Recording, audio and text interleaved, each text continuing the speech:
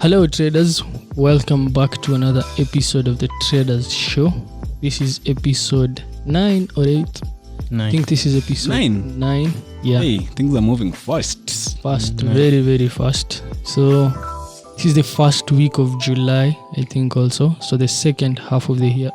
The second half of the year has just started. And we're going to have an interesting and wonderful time in this podcast. So today we're going to talk about how to develop a winning system that fits your personality, or rather that fits you. So there are many systems out there which are winning, but some people may try to use them and it may not work for them. So ultimately you have to sit down and develop your own system that works for you, works for your personality, works for the markets that you're trading. There are many nuggets that you're going to throw out here, but as you listen to this podcast, I think one of the most important things you can do is to note down what to observe while you're backtesting your system, or rather while you're developing your system, because there are key factors that you need to observe while you're developing the system. If you don't have clear-cut answers to some of these questions, then it becomes very, very hard to make money consistently in the markets. Anyway, before we start, how was your week? How was your month? And how has your month started, boys? Can start with Caleb. Taras. Okay, my month has been good. Greetings, everyone. First of all, thanks for listening to us for the eight episodes. This is the 9th episode. We hope we are giving you guys great content, and we're also looking forward to learning from you guys. You can always give feedback on the comments on YouTube and also on the other channels. So today we're going to talk about developing winning trading systems, and I think that is the main goal of trading. At the end of it all, you need to develop a positive expectancy system, a system that in the long run, in 100, 200 trades, 1,000 trades, it has a positive expectancy. So for most traders, I think that's why most traders quit trading, is that they fail to attain that. They fail to form a winning trading system that suits their personality, as Ken said. So trading has a lot of aspects, like a lot of foundations first before you even form a system. So you need to know yourself, know markets, know risk. So all these factors, you need to actually consolidate them together before you get that solid strategy, that solid system that you'll make money with in the markets in the long run. So we'll take about 1 hour, 30 minutes, 2 hours to drop some nuggets to you guys on how you can backtest your system, choosing trading strategies, trend trading, contrarian trading, all those types of trading. So we'll look at that. We'll look at risk management strategies, the main pillars of trading. With that, I hope this session will be enjoyable, and I hope you learn one or two things. Thank you. Yeah. What's up, everyone? Hope everyone is well. I'm easy myself. Good week this has been. First week of July, as Ken said. And today we're going to talk about what Taras and Ken has talked about, what you need to do to create a winning trading system, okay? A winning, not a losing, a winning trading system. But before we go into that, as usual, I want to give some shout out to the guys on YouTube. Flame, I saw Flame here. I remember that day said, hey, fast here. Shout out to you. FX Change, someone called FX Change. Great topic, guys. This is the one on psychology. This is the video on psychology that we did, the previous video. Great topic, guys. Trading psychology is the most important aspect. So that's FX Change.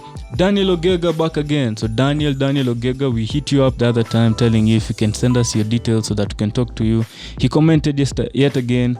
This is the kind of content YouTube was made for. Thank you. We appreciate that. The way you guys slowly elaborate on things every trader should be familiar with is incredible. I agree with you that hope is not a strategy. We talked about that on psychology, and life sort of pays you to figure out yourself. You guys talked about amazing books like Trading in the Zone and Laws of Human Nature and Principles by Ray Dalio. Carl Jung said, until you make the unconscious conscious, it will direct your life, and you will call it fate. The whole self-awareness and changing the story your brain tells itself talk is all about making the unconscious conscious. We can agree that trading is not all about making money, but also becoming the best version of ourselves. That's very true. I also love Sigmund. How do you say that? Sigmund Freud. psychoanalysis theory. The unconscious mind governs behavior to a greater degree than people suspect. Keep educating us, guys, and hope. I don't believe in hope. You guys build the biggest hedge fund in Africa. Thank you, mate. We'll recover this when we do that in future. Irene Maundu, today's takeaway: hope is not a strategy. Thank you, Irene. But for real, really cool to see you guys, to see how trading has opened you guys up to this concept and you've embraced them. And Emmanuel Okello, keep up with the good work, guys. So yeah, just a shout out to you guys who watch our videos and comment. If you can comment, please comment on them. We like listening to the feedback. If you want more topics, you can also comment there and say talk about this and that. We've seen a few of that, but thank you very much. So on today's topics, winning strategies, winning. So where do we start, Ken? How was your trading week? Trading week, this week. Today we've come a bit early this week, so watching the markets, no trade yet, but there's a trade pending. The pattern is forming quite well. I'm watching that on Aussie dollar, so maybe next week you might hear me in that trade. So Aussie dollar, waiting on that one. Okay. Yours? For me, I have a couple of trades running from last week, last Friday. Still in profitability, but not yet done. Had a loss yesterday on US 100 Nasdaq. What percent down? 1% on that trade. Okay. Like that trade was up about, like it was to my take profit about 95% done. 95% your TP. Yeah, and it hit my stop loss. Which pair? Nasdaq. Okay. Yeah. And then it turned. Then it turned one. It's so close. Yeah, so close. That's so far away. Exactly. So to TP. Yeah, to SL. To the stop loss, yeah. Yeah. Oh, so yeah, went straight to stop loss. Yeah. So ulikuwa na Prado, uka lose Pro Box. One day. Yeah, but that's in the purpose of creating a winning system. Yeah. Mm-hmm. So we'll talk about why we do some things, so how we do them. Yeah. Ken, markets. For me, I've been having a winning week, so I had a couple of positions. Most of them worked to my favor. I had GA shorts today, almost to my target. I had Dow shorts yesterday, worked pretty well. I had oil shorts, worked pretty well.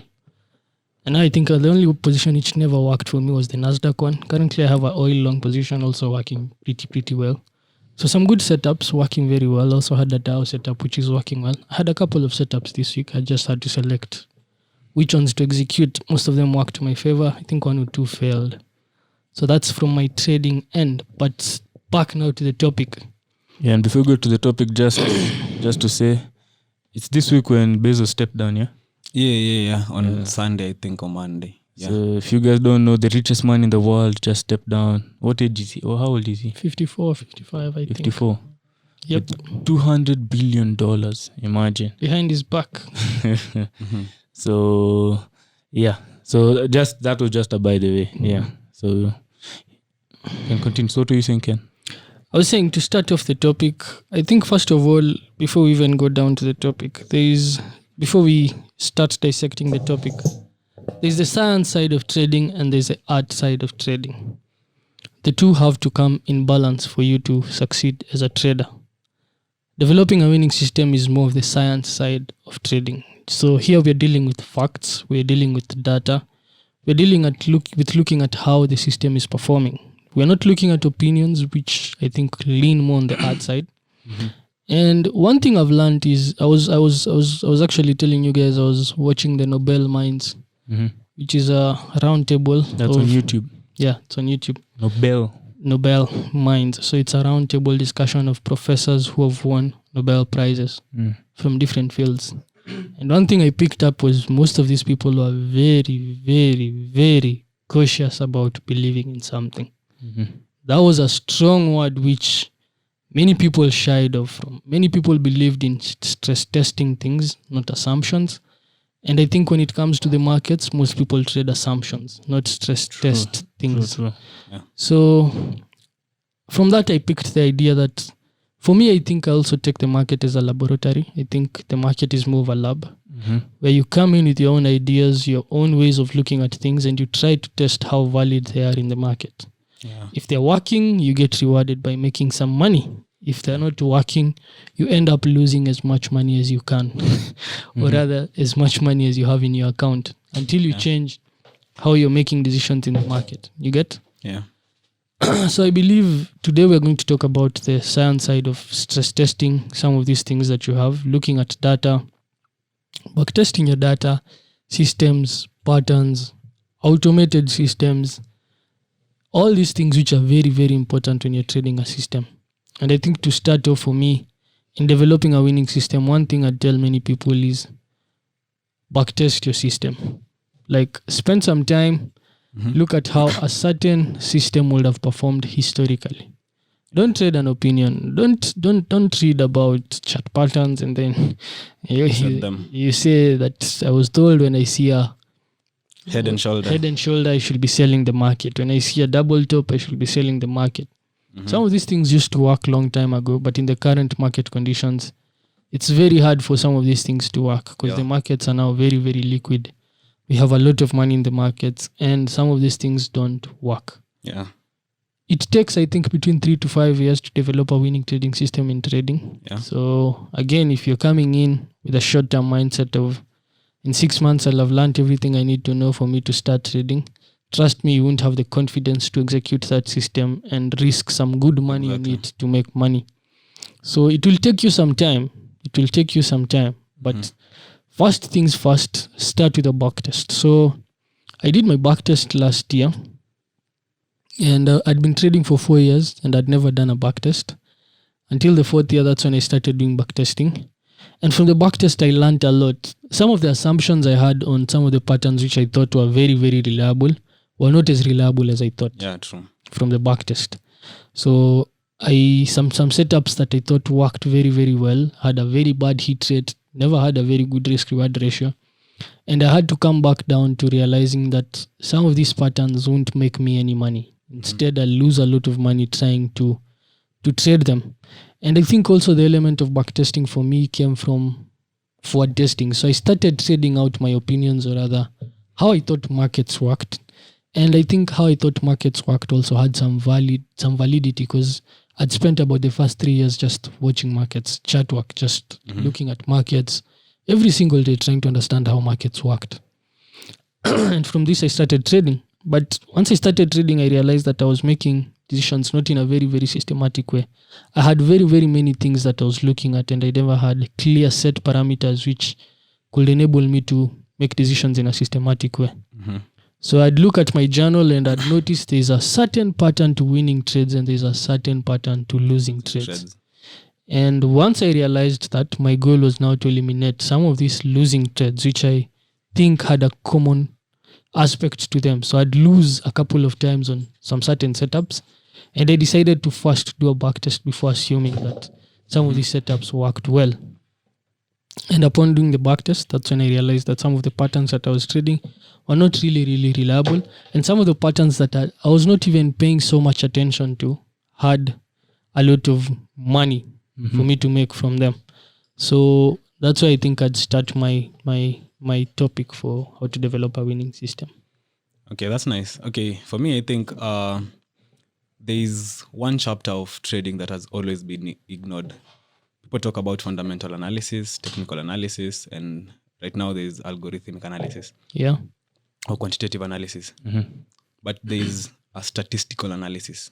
Like you analyze markets based on statistics and data. Yeah. And that comes down from what you've said, backtesting. You have to take time to find the stats about your system. Yep. Like you need to know some fundamental pinpoints of your system by the right number itself. And what are some of these fundamental pinpoints? Like you need to know something like your profit factor. Okay. That's something you can't, like you need to know even like before you forward test or stress test your system. You need to have a rough idea. Do you get? Like, yeah. Yes, Yeah. it's theoretical. What's profit factor? Profit factor basically is the average how do I put it? The average reward or the average profit against the risk you take. Exactly. Yeah. Like let's say it's basically like a risk average risk reward. Yeah. In the long run. Yeah, in the long run, average risk reward. So you need to know like how your system rewards you for the risks you take. Yeah, you need to know the hit rate of your system. You need to know like how many trades your system gives you in a month, in a week, in a year, like roughly before you even start putting your money into the system. So like you need to first of all gather some data from backtesting, then gather data also from at least 6 months or a year of forward testing. Then before like you now implement or scale up your capital to the tunes of millions of dollars, you see. So like you need to have a lot of data, both from backtesting and stress testing. Forward so testing. Forward testing. So and that for me is statistical analysis, realizing the pattern occurrence frequency, realizing the hit rate of your system, sharp pressure expectancy of your system. And if you look at most systems, and this is where you realize if a system will make money or not, just go to my FX book and look at the expectancy. If it's negative, that's a negative system. It will lose money in the long run. Exactly. To lose money in the long run. Until that number on your MyFX book becomes positive, you've not made a positive system yet. Yep. Yeah. So like I'll work on your data. You need to know your average trade length. Like on average, how long do I hold my trades? On average, like what risk reward am I looking for? Is it 2? Like you can't be having so many random risk rewards. Last week you had a trade of risk reward of 1:10. This week 5. This week 1:1. Next week 1:5. You see, that is randomness in markets. And randomness in markets will always give you a random rewards. Like you'll be realizing sometimes you have very, very big wins. And sometimes you have very, very big streaks of big losses also. So the moment you don't know data about your system, you lack confidence in the system. True. You get into a losing streak, you feel like the system is not working because you don't know the number of losing streak your system should expect in any one time frame. You should know like from backtesting. Let's say you backtested from let's say 2000 to 2010 or 2010 to 2020. You need to know, in 10 years, there was a time my system had 20 losing trades, you see. Consecutively. And in the long run, the system was still a positive system, you see. So like the moment you don't have such data, that is why people system hope. Actually not strategy hope. Like you have not even formed a system yet, because I think it's so hard for someone to jump from a system, but it's so easy for someone to jump from a strategy. Yep. And many traders who are starting out actually don't spend enough time on trading one style for them to develop even the expertise to trade that style. Exactly. So you end trade, up jumping. You trade for 3 months EV. Because like for me, you remember when we were looking at some of the videos that we shot in 2018? Yeah. Most of the tools I was using back then are still the same ones. Right? Yeah. I've not changed. I've not... The pivot. I've not... Yeah, but how you look at markets within those structures may change. Yeah, exactly. Yeah. So but now you you refine find it along the... Exactly. That's you keep on refining until you fine tune, you get what's working, what's perfect, the market conditions.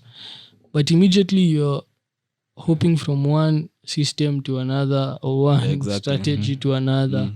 Leo nilikuwa naangalia markets hivi, hii work. Yeah, exactly. Acha niende kwa hii. Like market conditions change, you're also changing your system. The other time you're contrarian, this time you want to go with the trend. You see, you're trading consolidations. You're doing everything just because markets are moving. Yeah, and that is like you're taking part now because markets are moving. Because just markets. And markets will always move. Markets will always move. Up, down. Up, down. Every day. There's no week market has moved since we started trading. No week. Yeah, there's no week. Unless they are closed. At least they are closed for like a day, 2 holidays, but markets will never go off. Yep. Once you understand that, I think it's easier for you to set clearly defined parameters for how you'll be trading markets. And from my personal experience, I believe that's where most traders fail. Like they start out without setting clearly defined parameters for how they'll be trading. Yeah, that's true. And that is, I think it's because they lack what we always say, a career plan. You see, you need to know, for these 6 months, I'm not even looking for money. Yeah, I'm just testing out. Actually, for a starter, I'm just watching markets. I'm just learning kwanza. To see trends, how they develop, That's how markets turn. You should tell them actually for the next 6 months. Just watch markets. Watch markets. Especially if you're losing. Especially if you're losing. Then let's say let's say for the first 3 months, I'll watch markets. Then maybe I'll demo trade for 2 months. Then I'll jump into live. Yeah, maybe I'll jump into a small live account. Maybe I'll backtest before jumping into. But someone doesn't have that structure. So I made a trading last month. amekam for some few guidance 1 month amedeposit money ameblow hata hajakuja guidance amequit aliona game. kama fungua broker Amequit game. You see, like, and that's why like statistically trading wanasemanga 99% of people fail. No, It's so 'cause of coming 1 that, month, yeah. 1 week msali blow akaenda. But if you look at people who take time to develop systems, like people who have traded for like 5 to 10 years, most of them don't quit. Yep. Yeah. Of course. And it takes an average. I was listening to Jack Swagger on the new book Unknown Market Wizard. So he was being interviewed on that book. Yeah. And he said even the wizards, the people who you think are so good, it took them an average of 3 to 5 years to develop a methodology first. Not even to be profitable. Not to be profitable, A method to too just, of how to look at because markets. there's this book called How Markets Really Work. It's a book by a guy in Bloomberg.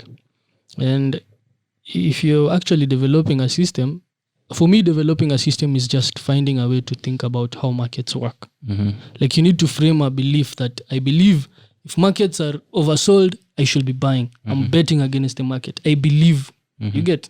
You've noticed that's how markets work. Or if markets are efficient, this is how you make money. They're not moving so far. Like you have your own framework of how markets work. Now, if you read that book, they tell you if markets have moved up for 3 days, on the 4th day, there's a high chance you'll get a correction. They've done data for over 5, 10, 15, 20, 25 years. And they have the statistics. Now you want to trade. Now umfungua hii chart, hata ujaangalia, shall go as high as what price, as low as what price. So that way, there's a very, very high chance you're going to make money. And there's a lot also of, I think people also are a bit... I don't know, people don't think a lot about some things because there's this belief that backtesting doesn't work because once you're trading in the market, your emotions come in. But at the same time, I feel like if you've backtested, it's easier for you now to even calm down your emotions. Exactly. It's easier because you can, like I have confidence in this thing. You've seen the data. I've seen the data. Exactly. I know if I follow certain things, it will work. And again, backtesting teaches you that there are very many unexpected things that will happen. Of course. Like I remember when I was doing my backtest, nilikuwa naona gold siku moja imetoka 2000 hadi 1875. That's an 1,000 pip collapse. So once such things happen nowadays, I'm like, this is just normal. It's something that will come back. It's not something that will make me shiver and think about. But once, and I think that's the same thing Dalio talks about, right? Looking at history. Yeah, exactly. Looking at history, exactly. See, he says you live your life and you assume that things that are happening have never happened. But if you look back, they've happened a couple of times. You just didn't know they happened. Exactly. Backtesting is the same thing. Just sit down, spend as much time as possible on backtesting. And once you do that, you can be able now to come back. And what I wanted us to talk about, like Lavi was saying on your point, to just add on, you're saying the fundamental points that you should test. One, I think for me, it's hit rate. Wait, before you go there, let me give these guys a story. Okay. Story time. So anyway, before we go into the details. Okay. So just our experiences. Because starting off, like Taras was talking and what Ken was saying, there are a few points which is almost the same as basically the same as mine. Starting off trading, we all got different. We all, like Taras landed on this strategy. I landed on this strategy. And then all of a sudden you start trading that strategy. So, but it's a normal phase. So even if you did that, it's normal. So you start trading this type of analysis or strategy, which you saw someone doing on YouTube or maybe you read a book, depending on Ken Zoom huko. Ken Zoom, you don't understand. You just saw, up, down, okay, a correction upper. You start trading those things. It's normal. You'll easily make money, but you don't understand where you're making money. So there's that aspect. So for some time, we took some time before we even realized all this. Because all these things, we didn't have any mentor. Luckily, we are here now to help you guys. So don't repeat the mistakes as we made. So it was how long? More than 2-3 years. Yeah.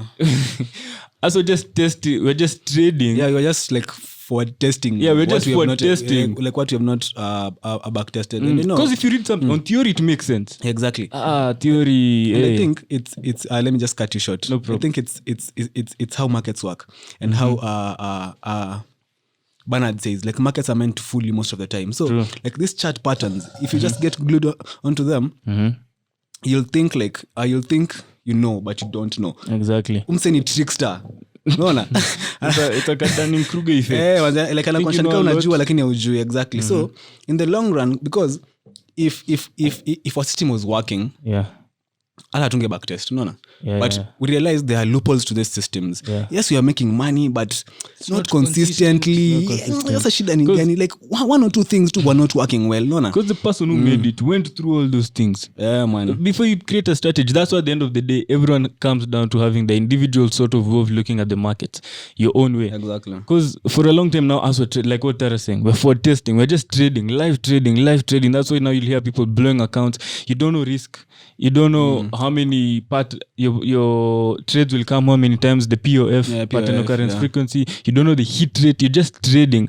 I swear it's a blind way of looking. So we didn't know that. So we took some time. Then we came to the realization, okay, well, that guy is making money. Why am I not making money? Yeah. Consistently? Like I'm just losing. I'm making here, but I'm losing most of the time. Yeah. So you came to the realization. So first, I remember we went through like a process. First, we started talking about psychology. Yeah. Then we started talking about risk. You remember? Yeah. Then now we came and talked about a lot about backtesting. Yeah. Like at the end of the day, we need data. Yeah, data. We want to trade data. So luckily, Taras was be able to come up with something. Then we were able to do proper backtesting back. Yeah. Go back 20 years. Come all the way. So Taras does on his strategy. I do my strategy. We come down and sit. We talk about it. Because like what Taras was saying, it shows you profit factor. So the average sort of risk reward. Expected payoff, which is basically average trade outcome. Yeah. Of every trade. Yeah, of every trade. You're looking at how many trades you have per year. Like, for example, you can see, let's say, for example, in 4 years, like my system, one pair, for example, was showing me like I can have sort of 80 trades. For one pair in 4 years. In 4 years, on average. So in 4 years, that basically means I'll have 20 trades per year. So that's like 2 trades a month. That's 2 trades per month. Yeah. So if you have 2 trades a month, remember you're treating trading as a business. I was teaching a student this. You're treating trading as a business. You're living off it. So you need now to factor in, now what's the hit rate? Exactly. So far my hit rate was sort of like 65. So basically more than 50. Yeah, more than 50. So let's say I take 2 trades in 1 month. I win 1, I lose 1. I'm risking 1%. My risk reward on average was 5. So I'm 5 and I'm risking 1%, for example. So let's say I lose 1%. I lose 1 trade, I make 1 trade. Yeah. That means on 1 pair, I can make like 4% in 1 month. Yeah, in 1 month. Let's say you have 1 million Kenya shillings. Okay, so that's about $10,000. 4% is what? $400. $400. So if you can live on that, you're quite well. But now you're looking like, okay, this is 1 pair. Now if you can triple these pairs, maybe you have 3 pairs. 3 pairs, yeah. You have now? 120. You have 6 trades. Yeah. So you win 3, you lose 3. At the end of the day, you're making about $1,200. $1,200. So it's a process. It's not guesswork. It's not that I'm just waking up and starting to guess, let me trade this, let me take this. It's a process. That's why in the long run, we can promise you, us in the long run will be able to win in this game. When someone else, when they come and explain to us the strategy, it doesn't make sense. So that's the first aspect. Get this data, look at how many trades it occurs, what I'm just talking about, what Taras mentioned, consecutive losses. If you understand consecutive losses, like for example, mine is giving me about 5. Yeah, 5. So if you have 5 consecutive losses, it means if I lose Monday, I can lose on Tuesday, I can lose on Thursday, Thursday, the whole Friday. week. The whole week I've lost. Okay? To someone else, they'll be like, Caleb, that shit is this strategy emotionally tormenting. Wiki yote nimeuma nje.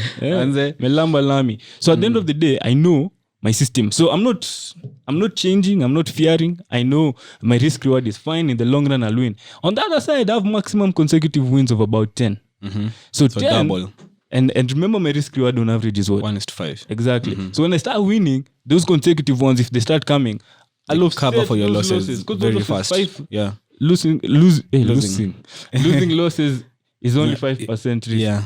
If I have, let's say, 5 winnings ikifuatana, that's 25% in the long run. So on average, itakuwa ime average at 20%. Yeah. So it's like what I was saying, statistics. I came to discover it's important. Whatever strategy you have, don't just trade that I feel it's going to go up, I feel it's going to go down.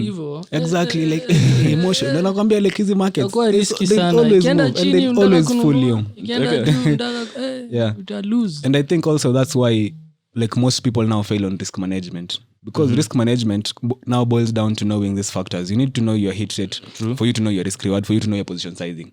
The moment you don't know your hit rate, first of all, you don't know your, like how you'll position size effectively.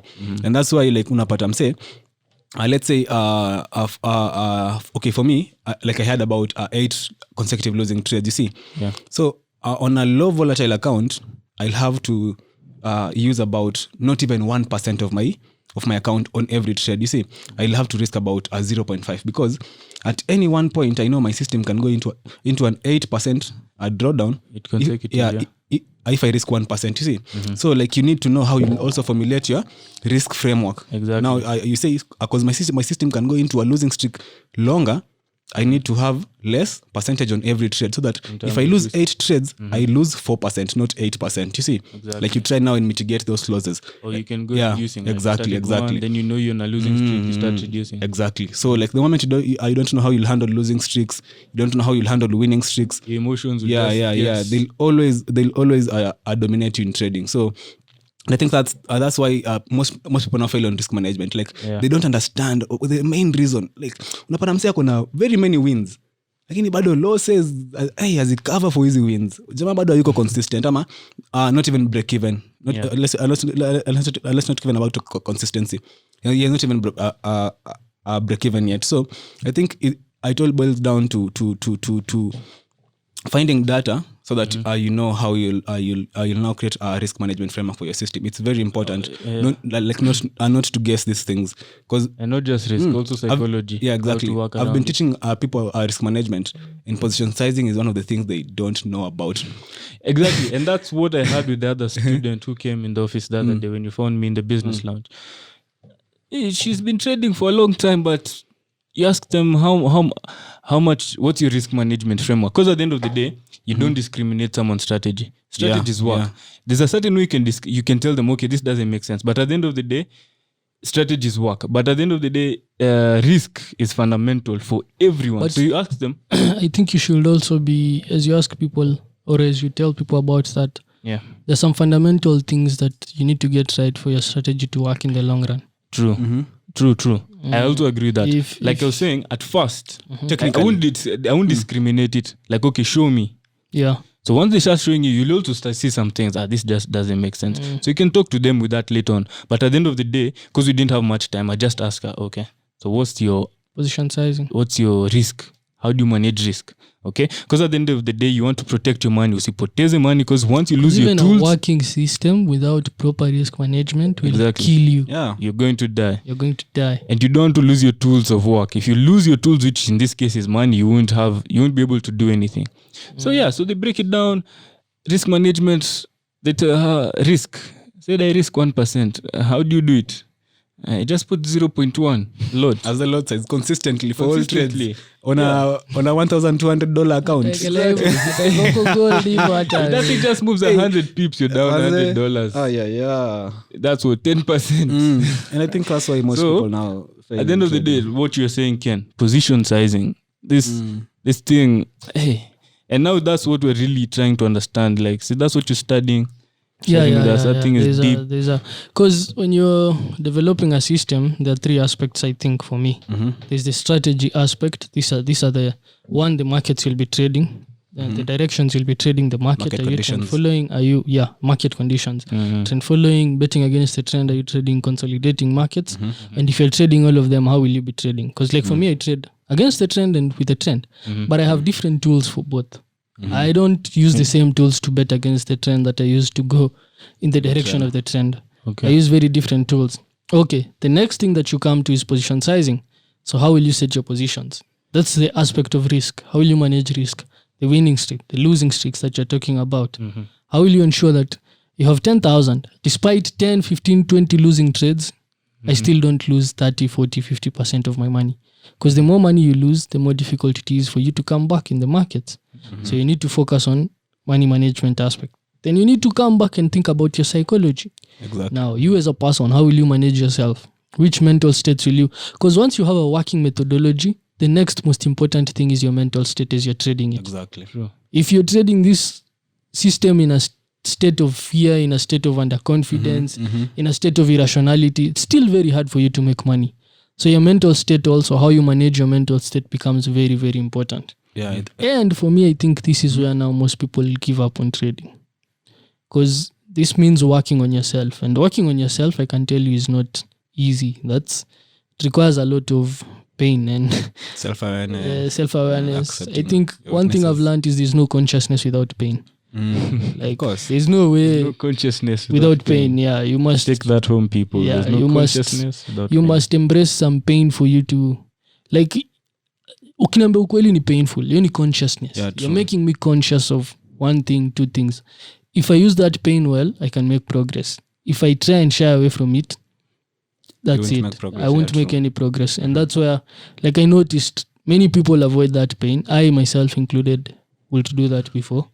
But now I want to change. La wewe ndaka kuniambia sanitize hapa kaja langu. Sanitize. There's some pain. Easy. Sanitize. Toa your pain. I sanitize. But anyway, you get the point, yeah? So you need to work on the different elements. Exactly. Because even after you backtest your system, if you don't now stay in a solid state of mind to follow that system, utaitrade yeah, vibaya utaitupa sana. to the next day. Exactly. So it all boils down to, like how you said, forming a system that suits You as a person. Suits you. Yeah. It's not for anyone else. Suits you. Suits For me. you. So don't come and try copy Ken. Haitawaka. Atikianuko uchukua big risks unataka kufanya hivyo haitawaka. Big risks. Ama this person is so conservative, let me trade like this. Yani you have to understand yourself to a level that many people don't. Yeah. And one of the things you do once you start like understanding yourself to that level is you get to know some of the things about yourself that you don't like, some things you like, your strengths, your weaknesses, where you need to work on, what you need to improve on. And for you to make progress, that's why I come back and say you really need to embrace some pain in that process. But Embrace anyway, pain. yeah. So let's go back to the technical aspect I of was it. just telling that story. I think that was done. Yeah. So now you can go to your point. So one, I think you need to select the markets that you'll be trading.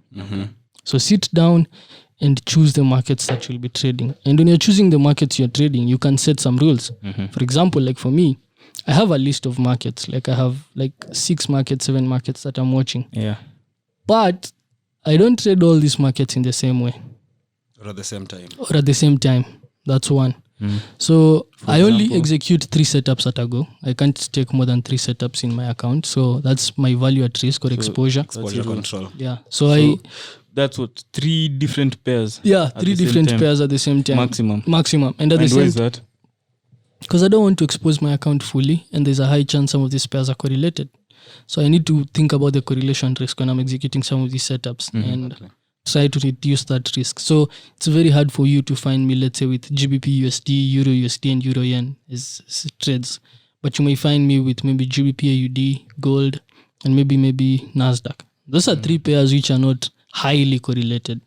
One may zig up, the other one down. Setups may come at different times. The markets may work differently among these setups. The sessions, even they move, are quite different. True. So that's one way I've diversified my trading. But again, as I'm saying some of these things, if you try them, like we just said, it'll work. So you need to, I'm just giving you the framework of how to think about some of these things. Then you sit down and come up with your own. So that's 1. 2, I only trade 2 setups. Okay. Long time I would trade 15 setups, All of 10. them. I'd take, nikiona hapa naona itaenda hivi, ndachukua. Nikiona hapa itaenda hivi, ndachukua. That brought in a lot of inconsistency. True. Because I Make had money, lose money. exactly, Make you lose money. You make And money, you lose can't money. analyze it Exactly. properly. Okay, when you analyze it, for me, after doing analysis, that's when I realized some setups are just not working. Because yes, I'd make money once or twice, but over the long run, I was losing money in some setups. And I discovered some setups also the ones responsible for making me much of the money. And they came from certain time frames, from certain markets. So I decided to narrow down and focus on trading these setups on a particular market. You get? And now I'm very, very keen on trading those setups. And I've been trading them and they're working very, very well in some of these markets that I'm trading. And I think another thing that's very important when it comes to that is learning to stay out of the market. Cash is a position, as you say. I think very, knowing very hard for people. knowing when not to bet is as important as knowing when to bet in the market. Exactly. True. Like once you understand when not to trade, When to play defensive. when to play defense, like hakuna trade sai, ni kucheza tu, si niko nje, si trade, I'm just out, I'm watching. Once you learn that art of just sitting with your cash bila kukusumbua yani. Unajua kuna ile inakusumbua na hii trade itaenda huku. It's not in your I need to be in. it's not in your framework, but you want to take it. As Limamo says, the need for constant action is responsible for many losses in Wall Street. That constant action, buy, Both sell, among buy, the sell. pros. Buy, Exactly. sell every time. You don't want to relax. Unataka tu kufinya hiyo button. Once you ukilani hiyo umemake progress. Yeah. True. Ulani yani The like I remember there was this student I was teaching, nikamwambia for the last 2 weeks I've not been trade. 2 weeks hauja trade. Aje. To them it never made sense. Unanifunza. But ukipata angalia Kagitosh. You can go for a whole 2 weeks bila kupata action kwa your account. Alafu the last 2 weeks boom, amejump 10%. Why? Because umse amelearn to stay out of the markets until certain things have lined up. Alafu ABCD. exactly. Yeah. That is a good trade. Because like yesterday, and some of these temptations, if you're not keen, they come from rationalizations, human nature, emotions. Hizo vitu. So like yesterday, the Nasdaq position you're talking about, when I executed the position, my target was at where we set the targets. It started going down very, very well, came close to my targets. There was this strong need for me to move my target lower, in line with what's happening on the bigger time frame. Yeah, it's falling, on the it's daily falling time now. frame. Yeah. This one is good. Now this one will go down. Then I really thought about it and I was like, these are some of the temptations. If you don't eliminate, you'll never, ever trade consistently. Those are the losing habits. Exactly. Those are the losing habits. You need to work on them. Like if a trade this was your target, hii ndo yako, hii ingine wachia watu wengine. Hata kama itawaka. Just get this cash that you wanted and get out. That's systematic decision making. True. Yep. But once you start now, leo ndaika hivi, kesho ndaika hivi, kesho kutwa, it won't work. Then also know the market conditions. So for me, I think that's one of the big strengths that I have in the setups that I trade. I'm really aware of the market conditions for some of these setups to work. Like I know when there's an edge.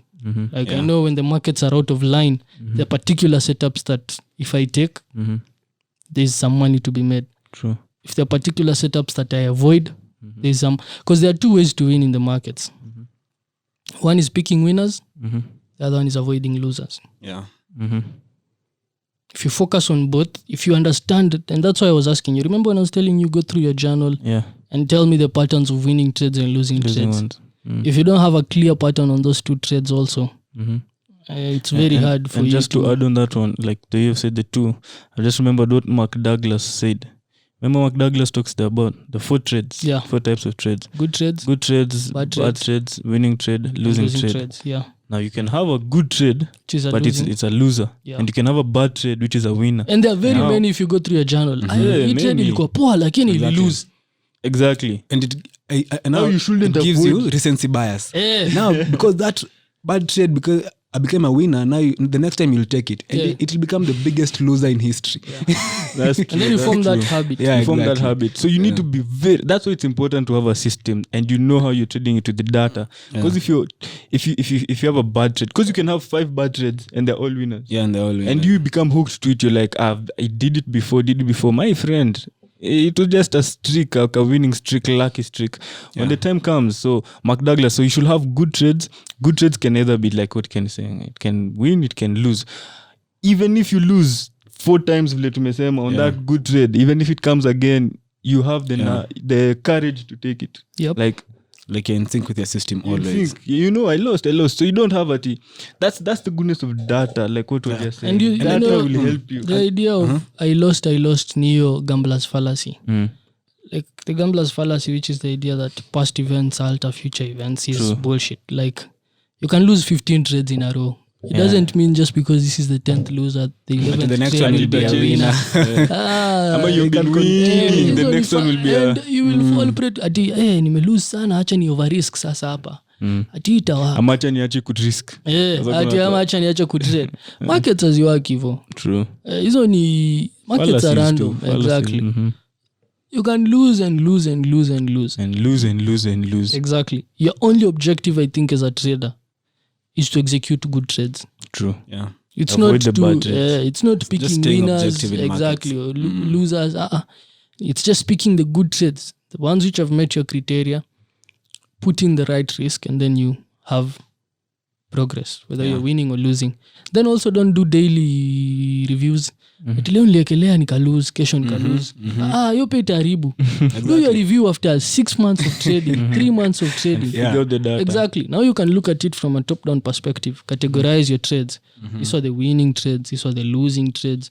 These are the trades that made me maybe break even trades. Because I was telling you, I believe you should be having 3 kinds of trades. Either it's a winning trade, a losing trade, or a break-even trade. Once you start having a winning trade yenye sijui ilikuwa 30% to my target, a losing trade yenye haikufikia stop loss, you have lost objectivity. Yeah. And that's why it's very hard for you to make money in the markets. You'll just find yourself moving up and like down. a good trade, like the one you're saying, the 95%, then straight to stop loss. Yeah, actually, because trade, imagine it happened. I didn't see it. Yeah, you couldn't see unless you I were think I was watching working markets. on something. Yeah, exactly. I think for me, I left it around 70%. Then I Was watched. yesterday when we were in the office. Yeah, then I I watched remember it was Trading dropping, Kiasi. yeah. Then I think I went to. Then we started watching. For me, I went to do the coursework stuff. Yeah. Yeah. Then after an hour, hey, I have a loss. You see, so I was so even detached from it. I didn't see it. Like for me, it was just about booking that loss because I had already prepared for it. You book a loss or a winner. Either. Yeah. So imagine someone I didn't even know how much is at risk. Anakuja anapata 5% man. 20. Kwanza, if you're trading like that, what? You still... And you know, the problem with trading also is most people assume they know what they're doing. Yeah. And they don't. They don't. True. It's an assumption. Yeah. Because like many Everyone, students, I think, when they who's come... trading believe they know what they're doing. And they don't. Yeah. And that's risky. Yeah. I think it's even better for someone who ana trade lakini anajua sijui Kenya anafanya than mwenye anajua sasa anajua Kenya anafanya. Yeah. And I think we've seen this with the funding program. With the funding program, we tell people, come for the course, then we will help you get funded. Yep. Then someone is saying, no, you know me, I know how to trade. Yeah, I've just give me that invested time. account. Just give me that account. Yeah, I don't want your course. I don't want your help. Just give me that account. And my friend will give that person the account in 2 days. Gone. Then he's like, I know my mistake. I learned. I learned. They So take like again. exactly, like you don't want to accept that you don't know how markets work. Maybe you don't know. Maybe also like a problem is just one. Maybe psychology or risk management. Maybe you have a system, yes. But risking though you may tup out of the window. And that's why also you should focus. And sitting with me for a month or two, even for a month, and I talk to you about risk will help you change everything. You see? The whole dimension of thinking about So risk. this guy will want to take almost 10 accounts, risking the same way because he just doesn't want to accept. He doesn't know how to risk or how to handle his psychology when he's losing. Yeah. So imagine, like as you're saying, like most people don't know how to trade, and their ego doesn't allow them to Learn. ask for help, learn. So Lower that ego. yeah, Ego is the enemy. ego is the enemy, man, and the deterrent to success. Because you remember when I was telling you, I don't know who I was reading, or I think it was Ray Dalio. When you're creating your system, your strategy, remember when I was telling you guys, you're creating a product. Yeah. And that product is different with different people. So when you're creating that, it's a product that you're going to, in long term, you're going to pitch to your investors. Yeah. It will have risk profile, how you manage different black swans. Yeah. Like it will have, that's why you need time to go through it. It's like a product you're making. Because even in the fundamental space, you should come up with those. Because I've noticed even traders who trade fundamentally are guessing if you do. They don't. Yeah, it's not guesswork. Wanaangalianga key data points. Inflation imetoka wapi? True. Interest rates ziko wapi? Yeah. Employment iko wapi? How is the economy doing? Exactly. Like haikuangi tu random nesa niweke pesa kwa gold this time. Wacha niweke. Exactly. No. You have to study the economic environment and then Some of them even have some technical indicators. And then they have a position sizing strategy. True. And then you now put your risk. And this is what investors will come asking for. Exactly. How are you going to manage risk? Okay, you've told them how you'll manage. How are you going to maximize on your winners? Yeah. You've shown them. How do you approach this certain market? Let's say the Australian market. How do you approach the American market? Yeah, my friend. And Take trade product. and then you've observed You're inventing a this product. idea of people hopping even now from markets to markets. Like you remember the way Hoping, like jumping from market to yeah, market. someone starts out as a forex trader. Forex na mchenga anasema acha niingie huko options. crypto ama options. Then Huko nimeona kuna pesa huko. Hakuna pesa my friend. You've just not taken enough time to develop a system and you'll take those same diseases to the other markets. True. And the same results will come out. Yep. So after you've taken enough time to develop now a system technically for how you'll be trading markets, now you need to come back to position sizing. And position sizing ukiifanya intuitively, now it is going to give Intuitively you aje. intuitively ni ukisikia hii trade fiti, unaekelea tunafaa kuweka more. hii trade iko hivi unaeka hivi, hii trade iko hivi wewe uta lose pesa yako. You have to come up with a strategic decision making, strategic position sizing framework. True. And there are different ways. Like for me even the setups you're trading will determine how you'll position size. For example, if you're trading, let's say, one of the setups that I normally trade, that one I used I normally use fixed risk. Like I know this is the risk I'll take, this is the entry, and this is the exit exactly. Like I don't think fixed. About it. But on the other setup, I use a scaling in technique. So I start out with a small position, then I build it as it's working. And the reason I did that was because these setups are different. The dynamics of how these setups even play out is quite different. Yeah. You get? But I've invested enough time to understand that these setups work this way, this other setup works this way. This position sizing strategy will work on this setup, it won't work on this setup. I can manage my losing streaks this way, I can't manage them this way. Yeah. Trading is not as easy as many people not think a walk it in the is. park. It's not a walk in the park. There's a lot of work that you'll need to do as a trader before you even start making money. And that's why people are amazed when let's say, like for us, you jump from making, let's say 1,000, 2,000 to making 10,000, 20,000 in a trade. Life again is exponential. I believe in things taking the form of an exponential curve, especially in trading. The minute you have a working system, and then you develop the necessary discipline to follow it, man, that's like magic. Capital is behind your back.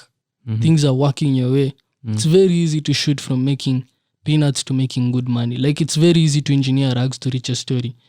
But you've invested a lot of time trying to develop things, yourself and your system.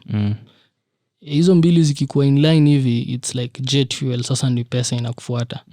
But you still have to make mistakes on the small accounts. You still have to go through that pain. You still have to blow the small accounts, be persistent, like learn the economic, because like I've learned when the Feds speak, hiyo ni trend inageuka. Feds unafaa kufuata Feds hapo kama interest rates. Au ndio market na Feds wako connected hivi, wanasonga pamoja. So anytime I hear central banks are going to say something, now it's on my radar. And that comes from making mistakes. Yeah, of course. You get like you first ignore them. You ignore them. Maybe ulikuwa short for a long time. Kumbe wholesale Feds waliongea na market ka change kitambo. One back short, market inakimbia. Unashinda mbona na lose. It's because you have not studied the economic environment of the market. Or what's happening. Yeah. So depending on your system, you what really happened need to the dollar last year? Remember when they started lowering interest rates? Stimulus checks. Dollar changed. Down. Bam. Till today. And down for a whole year. But if you listen to some of the people who have been trading for multiple years, they said the day the Feds said we are pumping money is the day the markets stand. True. Yeah. That was the and bottom. The exact day. The exact day. Walitoka tu hivyo wakisema we are starting the bond buying program and we have lowered. That was the bottom of the market, and markets have never turned back. True. Sasa wewe kama ulibaki huko bado ukijua tunaenda chini, bado unatafuta shots, bado unatafuta shots, uliachwa. Everything turned. I remember. Everything turned. So you need to study deeply how these things work. If you're not ready to do that work, I advise you give your money to Ken, Lawi, or Caleb. We can trade for you. If you're not interested in that, give up on trading, man. There are other ventures that you can, man. do. It's not because Ken is doing it, you can do it. Yes, it's an assumption, man. Yes. As well as say, like he's doing it. Trading is a professional sport, so like you also can't force it. You see, like if you're not born a footballer, you can't be a footballer. Yeah, like you have to, and if you don't have that a desire to push for that training, that discipline of a footballer, no, like you can't be you want to be a footballer, but also like your own psychology is for a drunkard. That was the same thing. Just what you said was one thing that a professor in MIT insisted on. Kwa hiyo Nobel Mines. Yeah. Hey, Nobel Mine. Aliulizwa na one of the panelists, like, some of you guys were not very good at school. Yeah. Like most of them were not very good at school. But today you're professors, you've won the Nobel. No. You're focusing on the wrong thing. Yeah. You're focusing on the wrong thing. Mm-hmm. People work on what is interesting to them. Yeah. True. Once you're doing that, even the chances of failure kama ni 99, at least ulijibamba. Kufanya kenye ulikuwa unadu. You don't regret. Exactly. And thinking about it, if you really work on something that you enjoy, you love, the rest will just follow. Yeah. But hata kama una succeed kwa kitu upendi, honestly, it's not even fulfilling. Not even happy, yeah. So, kwanza, given the chances of failure in trading, I think you should be working at it with that grain of salt. Like, I could fail, but I enjoy what I'm doing. Yeah, exactly. I know I could it's fail. A worthy cause. Exactly. I could fail. Maybe I won't be the best trader ever. But at least I enjoy studying market prices, understanding patterns, human behavior, understanding myself. Challenging your emotions. Exactly. So once you focus now more on that, I think even the money follows. Yeah, exactly. And you become disciplined. It's easier for you to become disciplined. It's easier for you to be engaged in the market. But once una trade, you want to be a trader, but you don't even like you on Wednesday is the first time you're opening your laptop. Kuangalia chat. Do you remember, like you were saying, stressful? how people even don't think about, like, if you describe to someone your let's do that by the What? Describe to people your normal trading day, like how you handle markets, because also I think that's important for you to be consistent. If you don't have a consistent process of looking at routine. Markets, the sessions you're watching, the indicators you're watching, unamkanga 11 leo unaweka kesho kesho utamka tu, because it also boils down now to the things you'll be trading. Yeah, exactly. Like it's a okay, like you asked, so routine. So weekend, these days I don't do a lot of forecasting. In terms of weekend, I can now do backtesting, journal what has been happening. I used to do a lot of forecasting, like this is where I'm expecting market to go, nini. Then when the week starts, I'm only following what I expected. So I'm not paying attention to different data that is coming. And I came to discover what is happening currently is more important than what you think will happen. So follow what is happening. So when the week starts, what you think will happen is not even important at all. Exactly. That's not. If you're trading your opinions, you'll lose pesa ile si kidogo. It's not important. So unlike you guys, me I'm more of a swing trader. So far the lowest time frame I go down is 4 hours. So even if I'm looking at charts, my time frame is like I look at it 4 hours. Like the hourly charts, okay, it'll give me some information, but I won't pay attention. I won't be like, okay, what's happening? And you said you trade 2 patterns. So far I've boiled down mine to 1 and only have 4 pairs. So I'm not wasting time looking for many other different stuff. I'll just come short asubuhi while we're doing the Zoom session for people, just break down different markets. But personally, the markets I'm looking, I just did that in the morning already. Just do that. I know my candlesticks 4 hours, 8, 12, 4. So you get so I'm not paying attention to a lot of things now. Like what I was saying, it'll boil down to what you're trading as well. Let's say you're trading things like dollar pairs, so be paying attention during the London session and New York session. At night you're not really waking up I can't sleep, I don't know what's happening. It's not really affecting me that much. So when mine sort of comes down to sort of like that. Okay. And for you, Lai? Okay, for me, I trade one setup, but I trade two what is it called? Two types of trading. I day trade and I swing trade. I have some day trades which I'll hold within the day. Some you'll swing. Yeah, and some I'll swing within the week. So for my swing trades, I find them most likely early Monday to Tuesday. But by my early Monday to Tuesday, I know my early. Is that the swing ones? Yeah, the swing ones. So early Monday morning, just before even London session, I need to, like, let's say Asian session.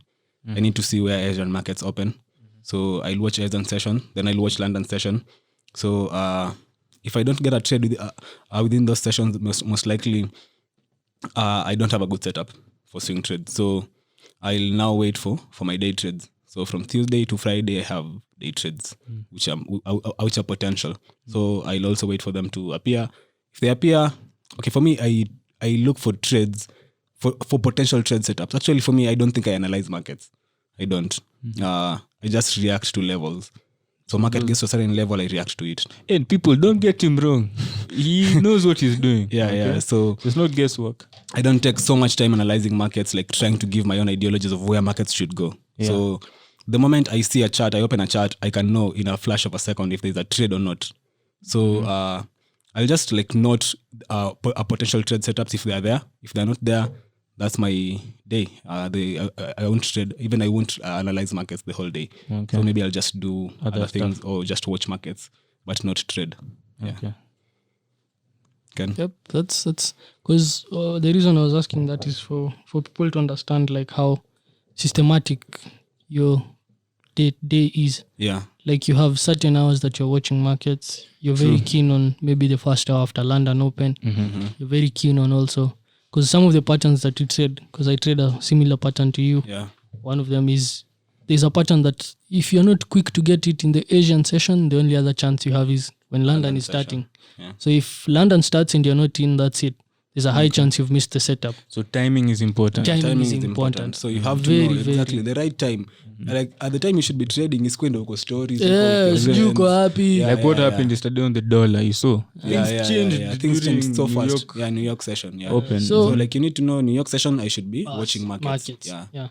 So no any other business, just trading. Just trading. Because if you don't have now that framework for routine, making decisions and a routine, hasa hapo ndo unapata leo naamka 8 nataka kuangalia, kesho ndaamka 11 nataka kuangalia, hiyo siku ingine hata siamki. The day you don't wake up is the day your setup comes and goes to your TP. Exactly. The day you wake up and try to look for it is not even there. Haiko. Sasa so you just have to be disciplined to appear to the job every day.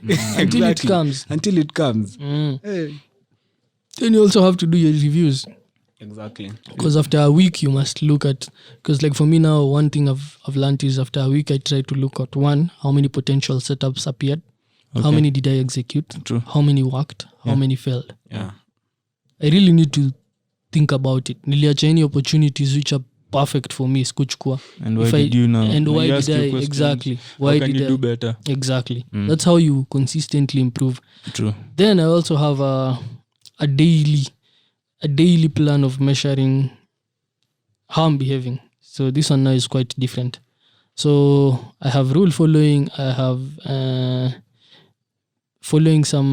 rule following. I have conscientiousness as a trait. I have delayed gratification. I have different things that I'm measuring every week. Every day. And I must, out of 10, as a jirate hapo, umescore ngapi? If you've scored 1, naeka 1. If you've scored 2, naeka 2. So I can tell consistently which habit I'm failing to develop and which habit I'm developing well. So naeza jua, okay, like maybe you're not paying attention to your emotions in certain areas, or you're very poor in trade management because of ABCD. You're not adhering to certain rules, or you're coming up with rationalizations for certain things happening in the market which are affecting you. So consistently naeza kujimprove, naeza tell, these are some of the things that are disturbing me. Weaknesses and strengths. Exactly. These are some of the things that I'm very, very, very good at. If I keep on doing that, I think because I started the other day, I've not done it for a very long time. But I'm sure if I do that for a period of about 3 to 5 years, it's very hard for you to beat me at knowing myself. Exactly. Very, very hard for you to even come close to me, because I have data No one will come close to no one because I have data on how I behave. Yeah, true. Exactly. True. And naweza kwambia I know like certain things trigger me to go in certain directions, certain things. Yeah, like what you were saying earlier on, you have 3 trades running to avoid exposure. Personally, may know I boil down to like 2. I have few pairs, so I also have like 2 running. Yeah. And one of the things, the main reasons of it is to protect my psychology. Yeah. I remember a long time I used to have like 5 trades running at the same time. Managing them was a hassle. Hey, Ken, if one changes, zote. One trade changes, you One cut trade the rest. I cut the rest. Others they affect That's you. very, very wrong. You see, that's If you- emotional That's trading now. You That's see. very, As the very moment you wrong. close them, you don't know you're doing them emotionally just because you just Yeah, want and you to. know that's the Yeah. thing. Kwanza you rationalize that hii market Hii market imegeuka. you have reasons. Uko na reasons, very good reasons of why. Any you shouldn't trading. You should, if you want to succeed in trading, please come up with a structure. Systematic decision making framework like- for everything, because trading, Kama una structure ya behavior yake. yeah, trading all boils down to decision making. Like, should I enter here? Should I not enter? Because you can Should I only be do out Should I of the come out? market? Should I not Exactly. come out? How much should I risk? Is this Eh. high or low? Yani ni mwenye unajiambianga Caleb, there's no day I've Kwanza, asked you this- should I enter ama should I put this risk. Hata ujuangi, maybe it's 1%, maybe it's 0.5, but it's for me myself.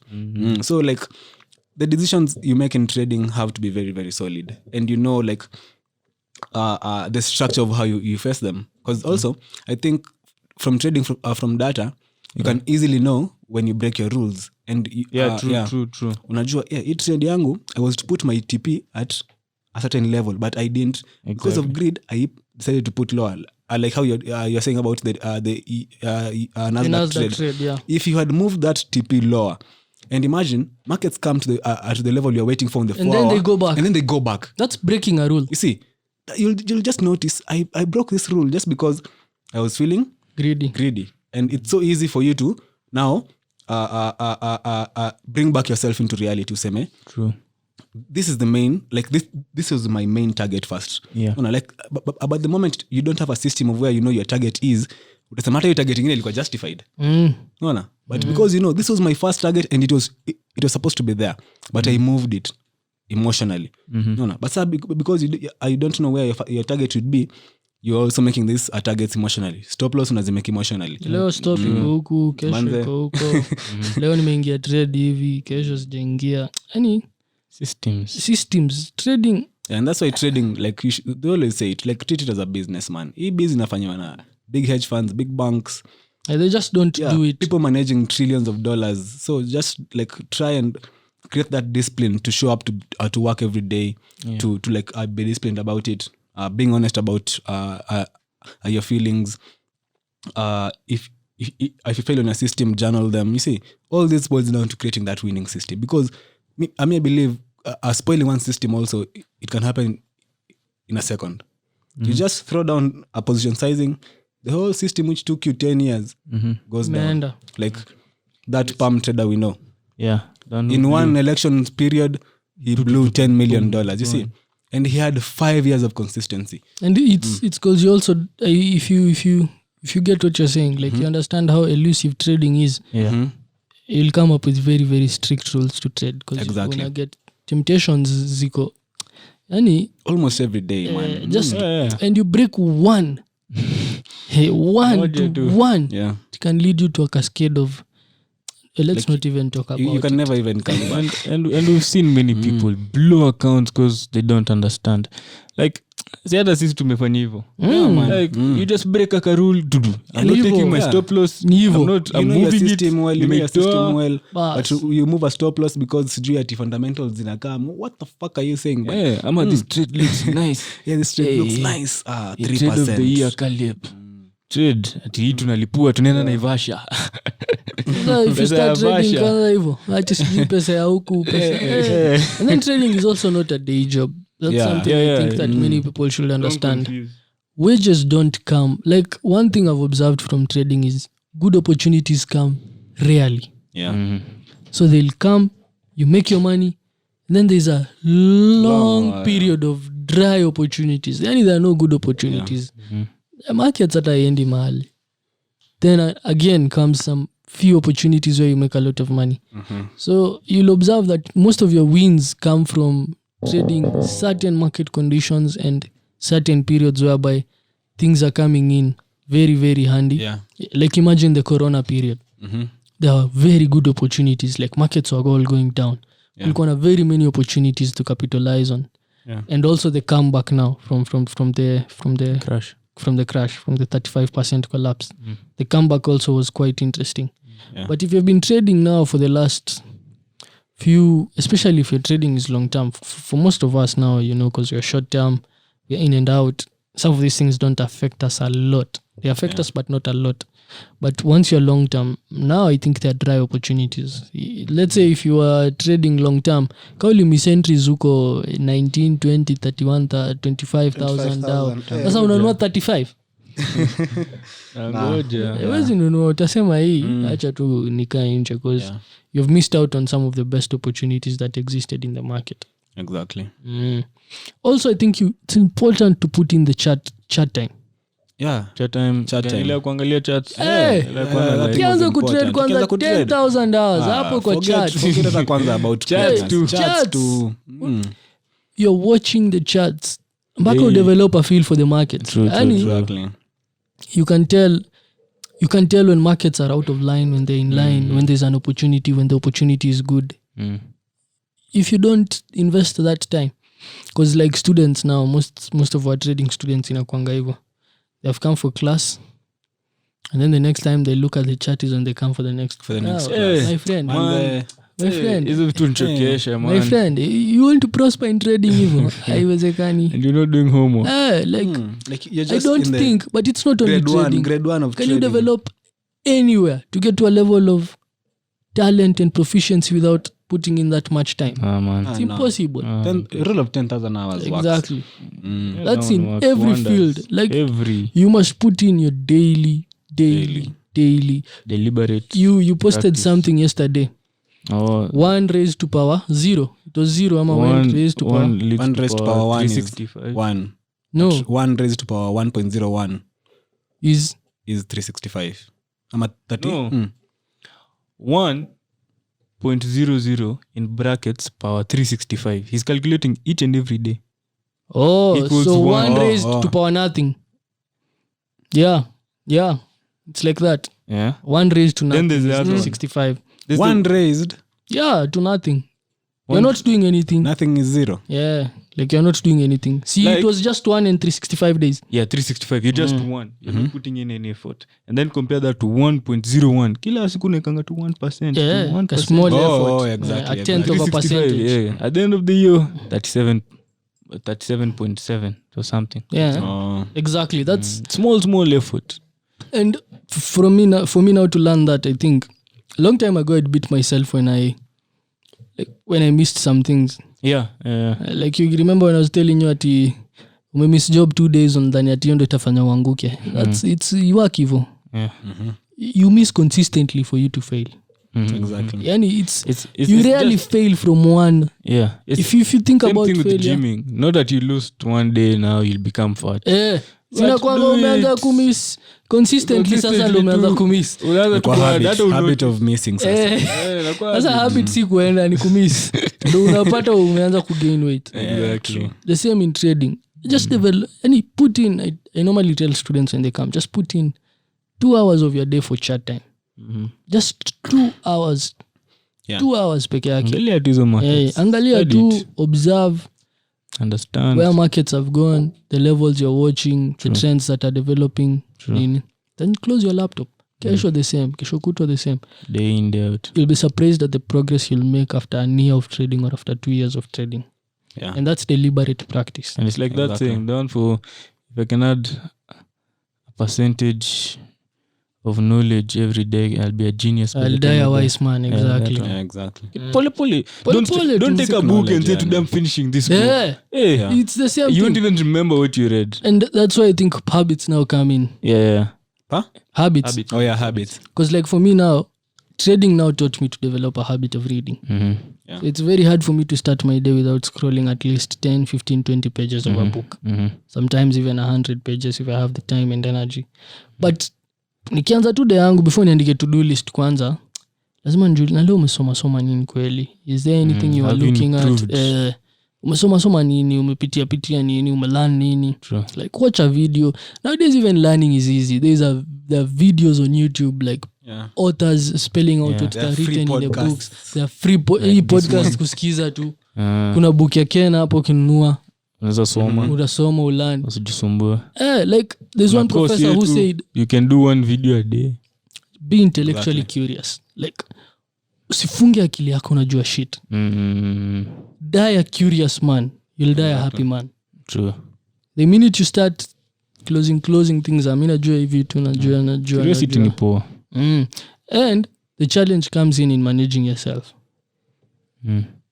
I feel like for me now, I'd say I've realized over time that the greatest challenge I have in life is not managing people, it's managing myself. Yeah.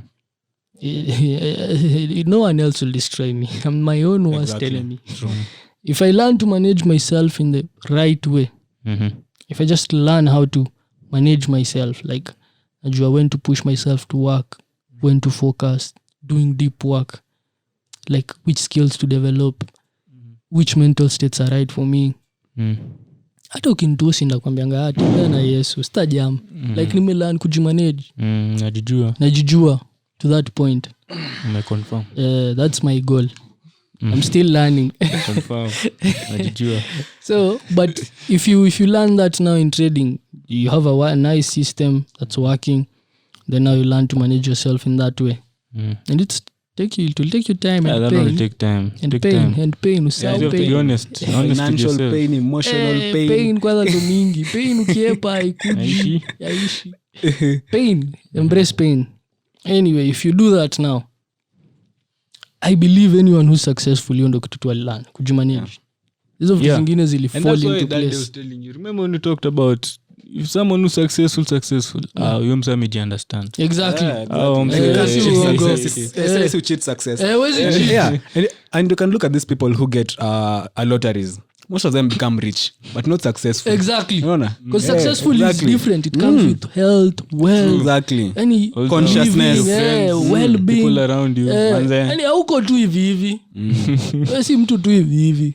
Ume take time shape, understand, build, once na ukiacha hiyo job pia uachie mtu mwingine watakufanyia vizuri, watakusukumanga left right center.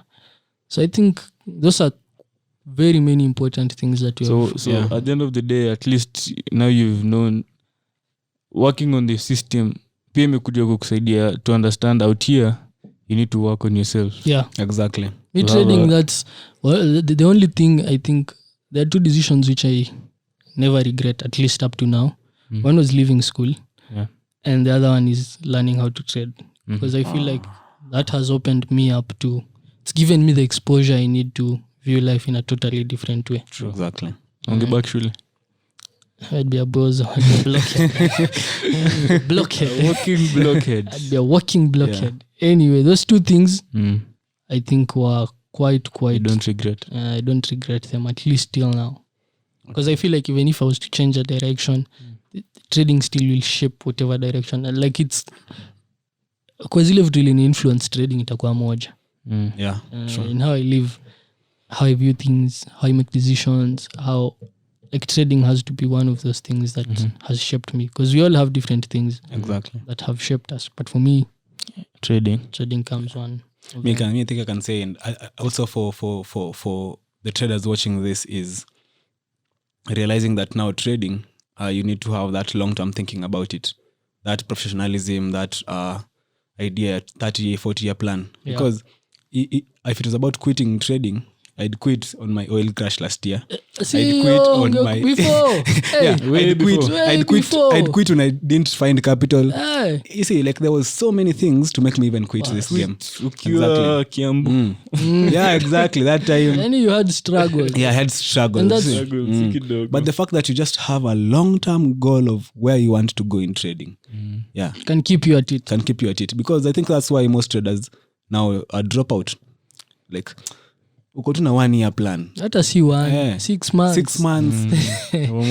Msabe kuja for a course ama amefandiwa anataka hii funding program ya $1,200 they make rich. How? Kwanza most likely utaziblow mingi sana, unaona? And unajua nikiblow hii account ni learn a few things and afu tena niende to the next account and niendelee kulearn hivyo progressively.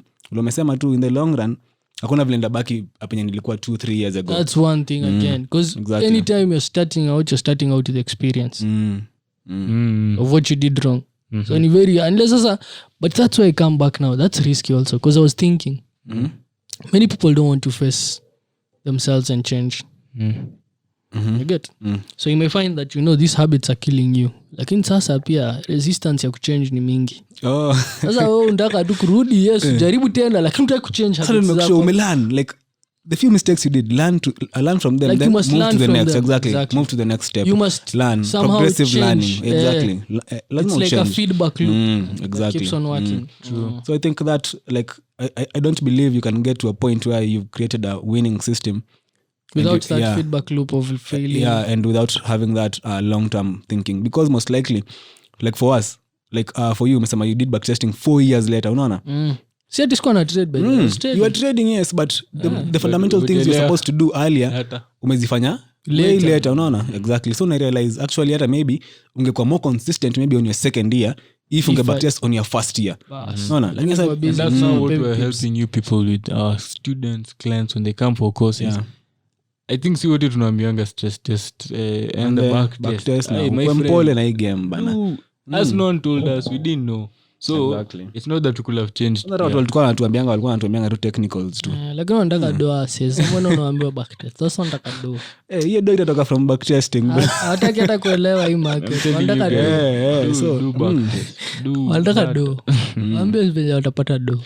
This guy, if you look at him, Steve Dax, go look for Steve Dax. That guy made $3 million. He's a young guy, $3 million. It was one day. That guy is still data. Exactly. Kunanga emotions, statistical analysis. Data. When you have data, you can even be aggressive. You can. Emotion. Emotional ni mbaya bana. My friend. But emotions come in because you don't even like it's a natural thing to go fall back into. Afu pia make sure like that awareness, having that awareness, because also for me I have data but sometimes emotions zina kucloud over like that awareness kujuanga tu tara you're becoming emotional and stop trading even in a few seconds if you don't realize utamake that emotion so take nishatulia but like you go back to rationality, those techniques what you're talking about like to counter also lazima ujue kuzicounter awareness nini itakuwa itakuwa bado very tricky for you. System lakini emotions inakutake over man then. Hapa correlation ina plus. Unaona gold imeenda dola. Dola imeanguka. Unaona unatoka bad trade. Unatoka good trade yani unafanya tu emotional mistakes. Then in the long run they work unashanga fuck. Why were they watching me?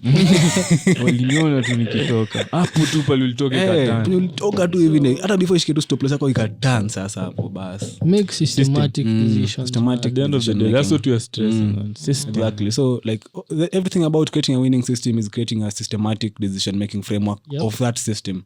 Like how will you handle losses? How will you handle profits? How will you handle winning streaks and losing streaks? What are the biggest drawdowns for your system? Like unajua hizi vitu zote. What is the average position sizing technique maximum? No, let's say unasema mimi naweza tumianga tu 0.5 to 1% risk on different trade setups. No, like you know them. Si ati uko tu na like hata ujui leo sijuko huko leo uko 3 huko hii trade na ka risk acha tuweke 0.5 kwanza hiyo risk ya kujiweka kwa akili haiko ati trade ni risk ya kushinda hii how do you know it's risky like if you have a criteria for saying when a trade has met A B C D E there's a high chance it will work out and when a trade has A B C D I can still take it but it won't work out as much. Unaona kata hiyo kumove yangu stop.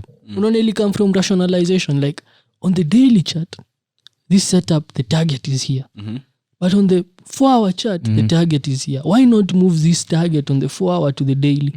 Then I realized okay stop yako iko kwa daily unaona exactly iko huko stop iko kwa 4 hour entry yako iko kwa daily hapana okay if markets are coming to your stop unadhani ungemove your stop to the acha ni move huko kwa daily au unasema hivyo so I realized that don't mix up your trading. Unaona kaa hivyo venye umesema like also me there are certain time frames I can't do some things like I can't trade patterns on sijui 15 minute 5 minute siwezi patterns ati sijui this is a flag never but on the 4 hour you can look at this as a flag why because it's more reliable on the 4 hour than on the 15 minutes chart but anyway I think we'll stop there. I hope you've learned one or two things. No, they've learned a couple. Yeah, this one they've learned one or two things from as this. we no one told us. Yeah, man. I think that's the good thing about learning how to trade right now. You have mentors. You have capital. You have a financial book. hub. Yeah. All of them are from us. Book, capital, and a mentorship. Asi tunawaambia struggles zetu. Tunawaambia live.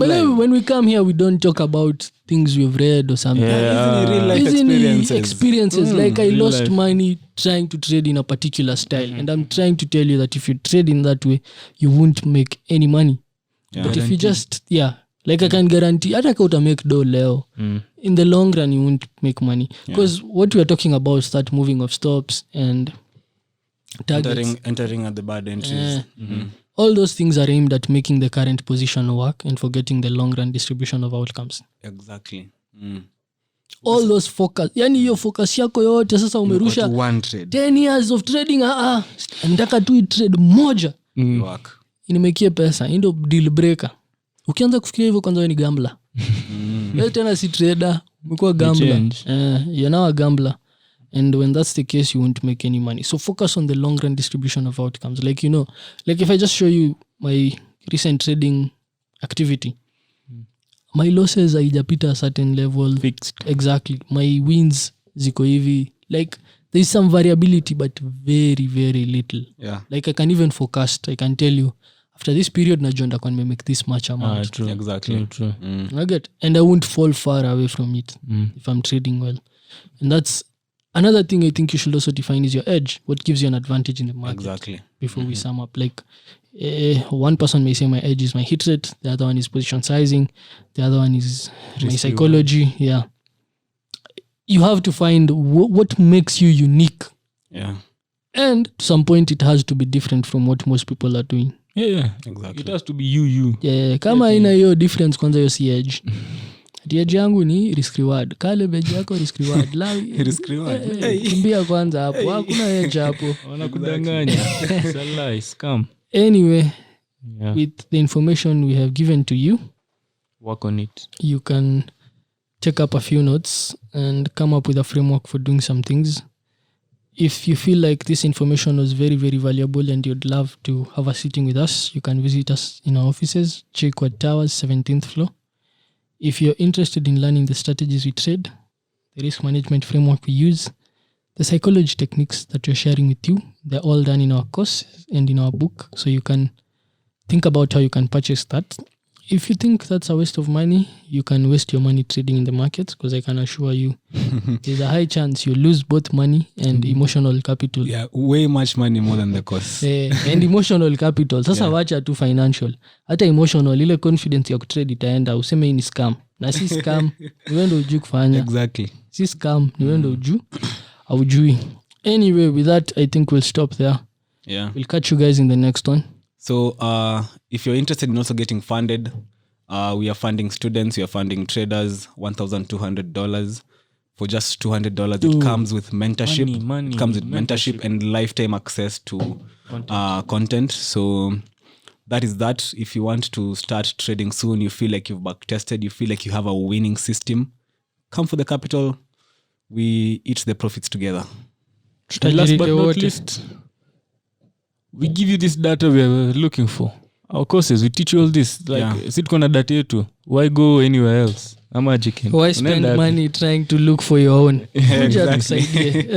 At the end of the day, we are here to help you. Yeah. And all of our students can attest for this. We're not here to tell you make quick money, long term. We want to teach you how to mint professionalism in the game. That's what but our main goal is that to try and professionalize the trading game, aspect in Africa. In Africa. And it's not even in Kenya, in Africa. We're still far away from that. Kabisa. Social media, yosi professional huku.